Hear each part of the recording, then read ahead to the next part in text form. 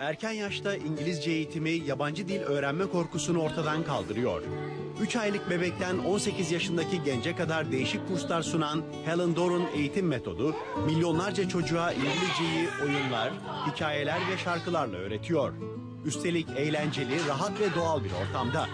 Head, shoulders, knees and toes, knees and toes. Yabancı dil çok önemli. Bu hani İngilizce olsun, diğer diller olsun çok önemli ve ne kadar erken o kadar iyi diyoruz. Çocuk kaydediyor. Bütün bu çevresindeki olan biteni kaydediyor ve kulak neyi işitirse gırtlak onu üretebiliyor. Bir gün hiç ummadığınız bir zamanda bakıyorsunuz kelimeler geliyor. Yani Türkçe'de de bu böyle. Biz de burada aynı bu doğal süreciyle İngilizceyi öğretmeye çalışıyoruz. Her ebeveyn çocuğu için en iyisini ister.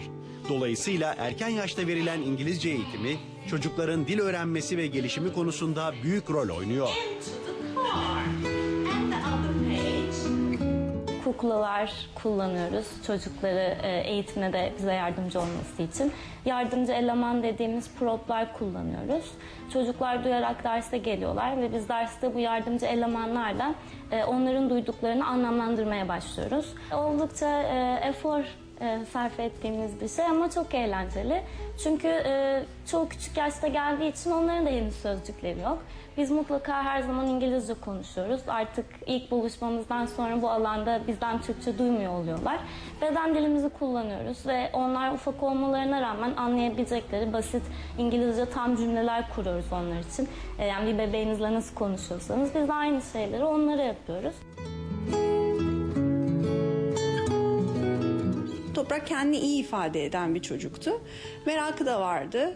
Müzik dinlemeyi de seviyordu. Biz araştırırken buranın yönteminin onun sevdiği şeyler olduğunu ve o yatkınlığını daha da pekiştireceğini düşündük. Şu anda da memnunuz gelişiminden. Oldukça hızlı öğreniyor. Şaşırtıyor bizi. İnanılması zor bir şey. Çok küçük oldukları için. Benim de ilk başta çok tereddütlerim vardı. Fakat buraya gelip birebir gördükten sonra şu anda benim çocuğum net olarak 25-30 kelime İngilizce biliyor. Ben bunu İngilizce bilmeme rağmen çocuğuma öğretemezdim. Bunu çok net biliyorum. 2 ay bir sürede bu kadar kelime bilmesi bilmiyorum çok şaşırtıcı yani.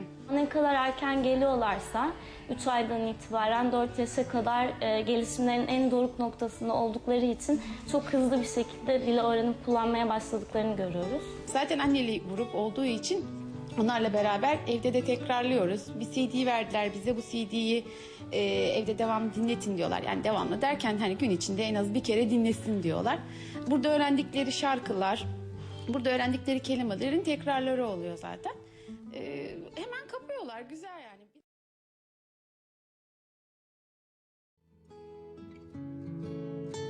Ben ileride çok büyük faydası olacağını düşünüyorum. Yani hani bence 1-0 hani yabancı dil konusunda önde başlayacak çocuk hayata. Belki hani ileride 2. 3. dili çok daha kolay öğrenecek. 2, 3,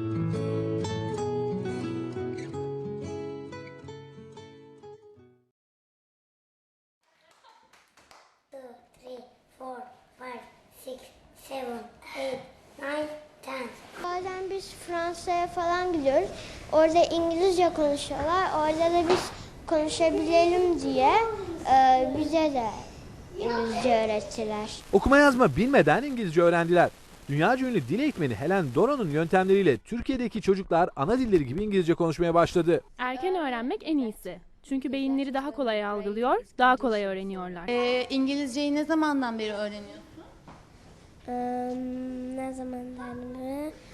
Bebekliğimden beri.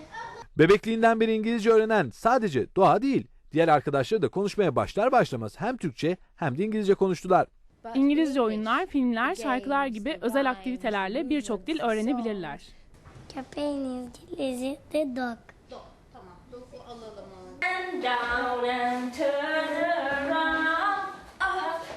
Öğrenin çünkü bazı yerlere gidince yani yurt dışına o zaman bazen gerekiyor. Yaklaşık 30 yıldır çocuklara dil eğitimi veren Helen Doron'un yöntemlerinde çocuklar okulda değil, oyun saatinde gibi hissediyorlar. Eğlenirken öğreniyorlar, İngilizceyi erken öğrenmenin faydasını 2. hatta 3. yabancı dili öğrenirken de görüyorlar. Burası bir kreş ya da anaokulu değil. Daha bebekler ama aslında hepsi birer öğrenci. İngilizce öğreniyorlar.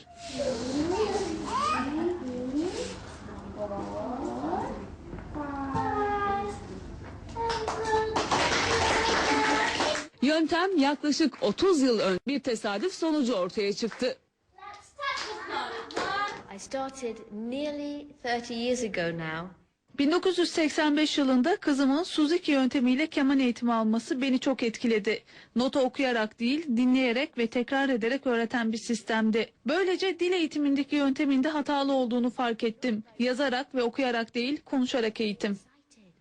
As a linguist, I'm a professional linguist. Aslında onlar için her şey bir oyun. Şarkılar söylüyor, oyunlar oynuyorlar. Farkında olmadan İngilizce öğreniyorlar. Ana dil öğrenim metoduna yönelik bir eğitimden geçiyor çocuklar. Sınıfa geldiklerinde duyup da ne olduğunu bilmediği bu sözcükler ya da cümlecikler anlamlanmaya başlıyor. Ve onlar için bir oyun alanı olduğundan dili kullanmak zorunda kalıyorlar. Ebeveynler sonuçtan memnun. Hatta biraz da şaşkınlar. İnanılması güç ama bayağı bir gelişme görüyorum kendisinde. Şu anda en az 20-25 kelime İngilizce öğrendi. Söylediğim birçok kelimeyi uygulamalı bana geriye dönüşüm olarak gösterebiliyor. Pek çok kelimenin artık İngilizcesini soruyor bana ne demek diye. Çok da keyifle geliyor. Çocukların İngilizce öğrenmesinin yanı sıra sosyalleşmesi için de bir vesile. 1, 2, 3,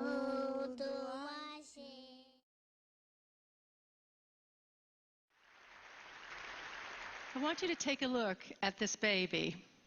What you're drawn to are her eyes and the skin you love to touch. But today I'm going to talk to you about something you can't see. What's going on up in that little brain of hers? The modern tools of neuroscience are demonstrating to us that what's going on up there is nothing short of rocket science. And what we're learning is going to shed some light on what the Romantic writers and poets described as the celestial openness of the child's mind. What we see here is a mother in India, and she's speaking Koro, which is a newly discovered language, and she's talking to her baby. What this mother and the 800 people who speak Koro in the world understand that to preserve this language, they need to speak it to the babies. And therein lies a critical puzzle. Why is it that you can't preserve a language by speaking to you and I, to the adults? Well, it's got to do with your brain. What we see here is that language has a critical period for learning. The way to read this slide is to look at your age on the horizontal axis. You've done that.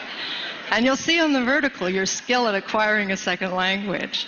The babies and children are geniuses until they turn 7, and then there's a systematic decline. After puberty, we fall off the map.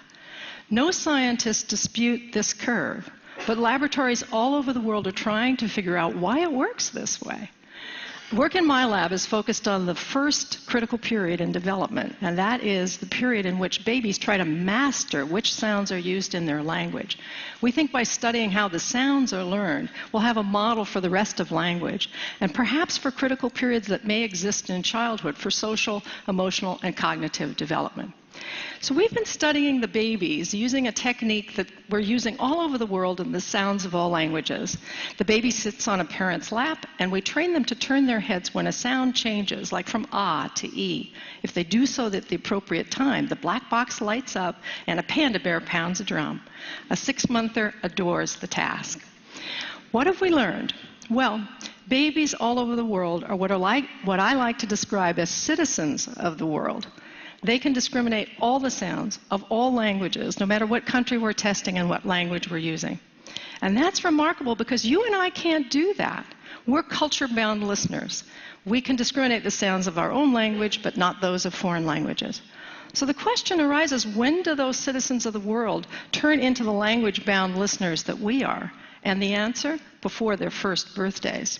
What you see here is performance on that head turn task for babies tested in Tokyo and in the United States, here in Seattle, as they listen to ra and la, sounds important to English but not to Japanese. So at 6 to 8 months, the babies are totally equivalent. 2 months later, something incredible occurs. The babies in the United States are getting a lot better. The babies in Japan are getting a lot worse. But both of those groups of babies are preparing for exactly the language that they're going to learn. So the question is, what's happening during this critical 2-month period? This is the critical period for sound development. But what's going on up there? So there are two things going on. The first is that the babies are listening intently to us, and they're taking statistics as they listen to us talk. They're taking statistics. So listen to two mothers speaking motherese, the universal language we use when we talk to kids. First in English and then in Japanese. I love your big blue eyes. So pretty and nice. うわー、大きな茶色いお目目。そして綺麗な黒い髪。During the production of speech, when babies listen, what they're doing is taking statistics on the language that they hear. And those distributions grow. And what we've learned is that babies are sensitive to the statistics, and the statistics of Japanese and English are very, very different. English has a lot of R's and L's, the distribution shows, and the distribution of Japanese is totally different, where we see a group of intermediate sounds, which is known as the Japanese R. So babies absorb the statistics of the language, and it changes their brains. It changes them from the citizens of the world to the culture-bound listeners that we are. But we as adults are no longer absorbing those statistics. We're governed by the representations in memory that were formed early in development. So what we're seeing here is changing our models of what the critical period is about. We're arguing from a mathematical standpoint that the learning of language material may slow down when our distribution stabilized. It's raising lots of questions about bilingual people. Bilinguals must keep two sets of statistics in mind at once and flip between them, one after the other, depending on who they're speaking to. So we asked ourselves, can the babies take statistics on a brand new language? And we tested this by exposing American babies who'd never heard a second language to Mandarin for the first time during the critical period. We knew that when monolinguals were tested in Taipei and Seattle on the Mandarin sounds, they showed the same pattern.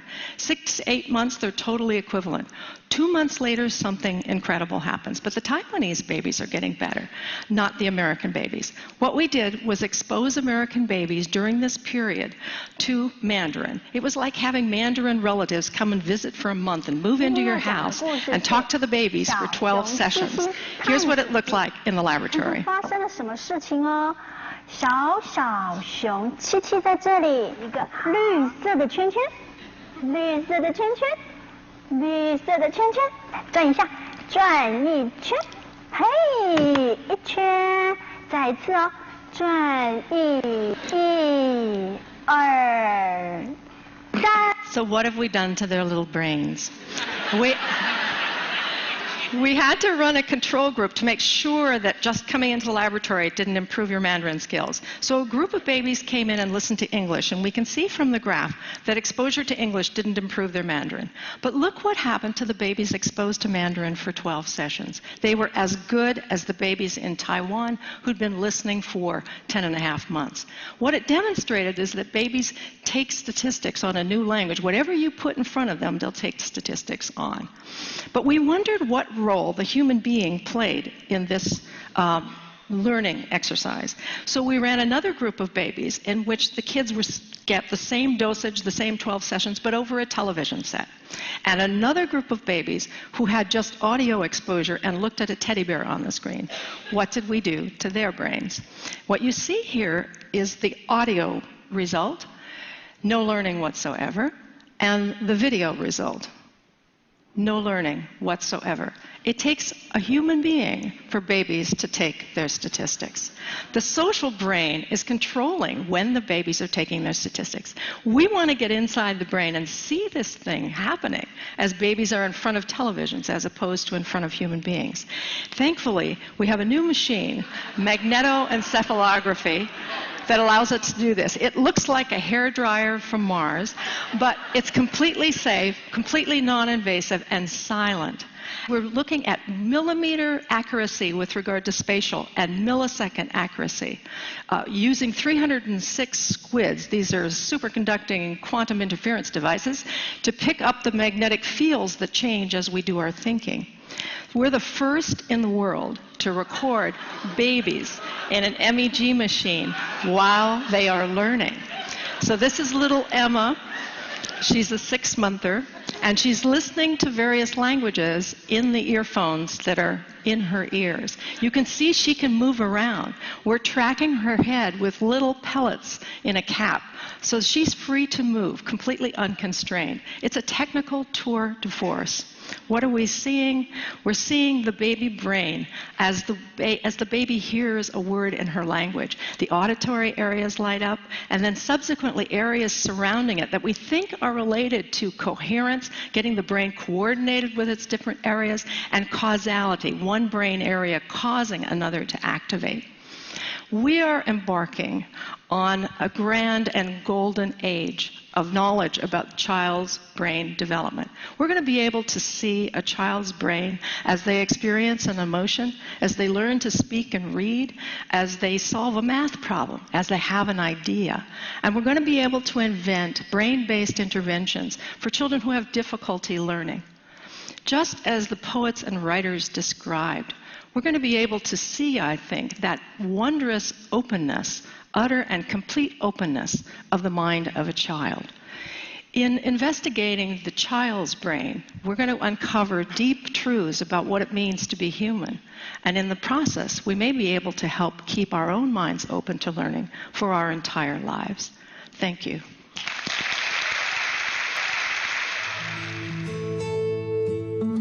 Her ebeveyn çocuğu için en iyisini ister. Dolayısıyla erken yaşta verilen İngilizce eğitimi çocukların dil öğrenmesi ve gelişimi konusunda büyük rol oynuyor.